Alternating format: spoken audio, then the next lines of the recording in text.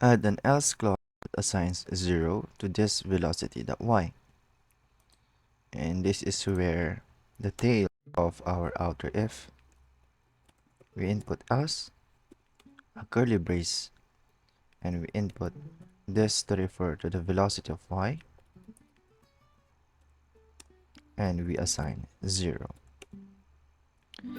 So JavaScript will read this as if the sum of the player's position of y and the player's position of height, the player's height rather, and the player's velocity of y is less than or equal to canvas, the height of the canvas rather, and it will execute that the player's velocity of y has been added from, or the gravity will be added to the player's velocity of y.